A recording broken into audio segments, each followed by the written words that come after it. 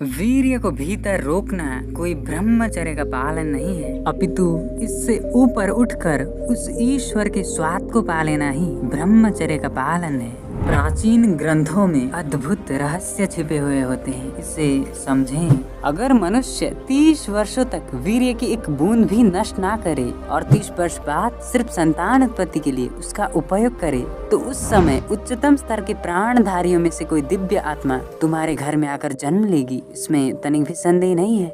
यह वीडियो आपके जीवन में अद्भुत परिवर्तन ला सकती है, इसे अंत तक देखना। प्राचीन काल में शिष्य गुरु के पास ब्रह्म प्राप्ति और वेदों का अध्ययन करते हुए सीखते थे कि किस तरह से ब्रह्मचर्य का पालन किया जाए और सावधानी से वीर्य रक्षा करते थे। जहाँ पर ब्रह्म शब्द का अर्थ महान ज्ञान, वीर्य और परमात्मा से है, आज वर्तमान स्थिति में सनातन धर्म की धार्मिक शिक्षा विद्यालय में नहीं दी जाती। ऐसा क्यों है क्या आप जानते हैं? क्योंकि इसके लिए एक कानून बनाया गया है। भेदभाव मूलक इंडियन संविधान में अनुच्छेद 30A में सनातन धर्म की धार्मिक शिक्षा विद्यालय में देने से प्रतिबंधित किया गया है, जबकि हिंदू संप्रदाय के अलावा अन्य किसी संप्रदाय में ऐसा नहीं है। वे अपने विद्यालय में ऐसी शिक्षा देने के लिए पूरी तरह से स्वतंत्र हैं और यही कारण है कि आजकल के युवा विद्यार्थियों का जीवन 12-15 साल से ही कामुकता, सेक्स जैसी चीजों की प्राप्ति में लग जाता है। वह बिल्कुल भी संयम नहीं रख पाते और वीर्य हानि करने लगते हैं, और ये सिलसिला कभी रुकता भी नहीं है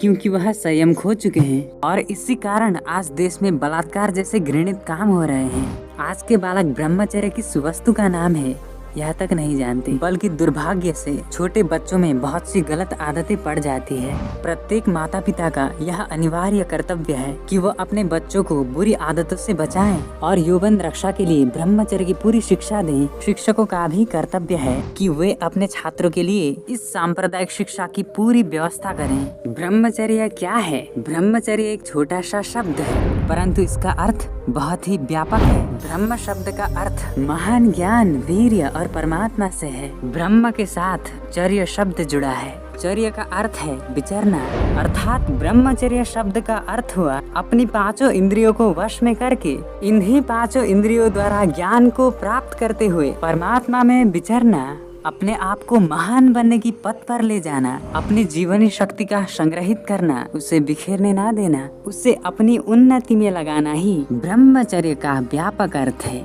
काम का रूपांतरण तथा ब्रह्मचर्य का पालन कैसे हो यह हम आगे जानेंगे।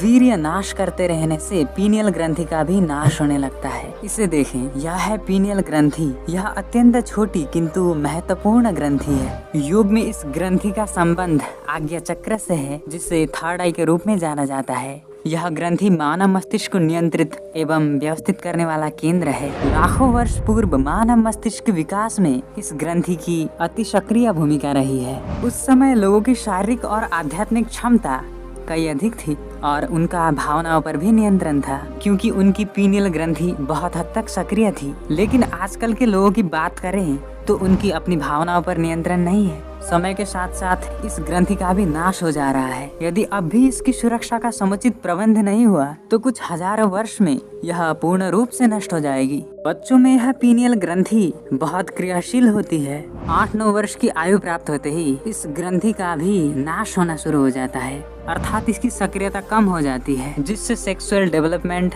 तेजी से होने लगता है और बच्चे किशोर अवस्था में प्रवेश करते हैं। अब इसे देखें, यह है पीयूष ग्रंथि। इससे पहले आपने पीनियल के बारे में जाना, यह पीयूष है। जब 8-9 वर्ष की आयु के बाद पीनियल ग्रंथि का नाश शुरू होता है, तब पीयूष ग्रंथि सक्रिय हो जाती है, और जैसे ही ये सक्रिय हो जाती है तब बच्चों का यौन विकास यानी सेक्सुअल डेवलपमेंट बहुत तेजी से होने लगता है और शरीर में बहुत से परिवर्तन होते हैं। इन परिवर्तनों को झेल पाने में किशोर मन अभी सक्षम नहीं है। इस 12 से 14 की उम्र का किशोर अभी सक्षम नहीं है, इसलिए वो बहुत से ना करने वाले काम कर बैठता है। पुराने समय के गुरुओं को ये बात पता था कि इस 8-9 वर्ष की उम्र में ही पीनियल ग्रंथि का नाश होना शुरू हो जाता है, इसलिए वो अल्प काल में ही बच्चों को ब्रह्मचर्य और ध्यान की शिक्षा देते थे।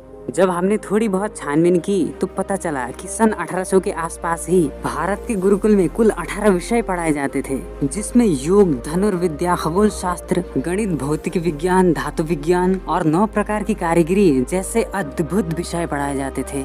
जब ज्ञान इतना था तो सोचे उस समय का व्यक्ति कैसा होगा। वीर्य रक्षा से कितने लाभ होते हैं यह बताते हुए डॉक्टर मौलवी किद जी कहते हैं, कि अगर मनुष्य 30 वर्षों तक वीर्य की एक बूंद भी नष्ट ना करे और 30 वर्ष पश्चात सिर्फ संतान उत्पत्ति के लिए उसका उपयोग करे, तो उस समय उच्चतम स्तर के प्राणधारियों में से कोई दिव्य आत्मा तुम्हारे घर में आकर जन्म लेगी। इसमें तनिक भी संदेह नहीं है। हमारे ऋषि मुनियों ने तो हजारों वर्ष पहले ही वीर्य रक्षा और संयम से दिव्य आत्मा को अवतरित करने की बात बताई थी, लेकिन पाश्चात्य बुद्धिजीवियों से प्रभावित हमारे देश के शिक्षित लोग उन महापुरुषों के वचनों को नहीं मानते थे। जब भी आपके मन में कोई कामुक विचार आए और आपका ध्यान नीचे की ओर जाने लगे, तो तुरंत सचेत हो जाएं और यह बताए अनुसार प्रयोग करें। घुटनों के बल बैठ जाएं, रीढ़ सीधी रखें और अपने पेट को भीतर की ओर सिकोड़ लें और आंख बंद करके अपना ध्यान सहस्त्रार की ओर लगाएं। ऐसा करने से कुछ ही देर में काम वेग शांत हो जाएगी। यह अद्भुत है। अगर वीर्य को ऊर्ध्वगामी बनाना है तो ध्यान सर्वश्रेष्ठ है। ध्यान से जागरूकता बढ़ती है, मन पर संयम रहता है और मन पर संयम रखने वाला ही सच्चा ब्रह्मचारी है।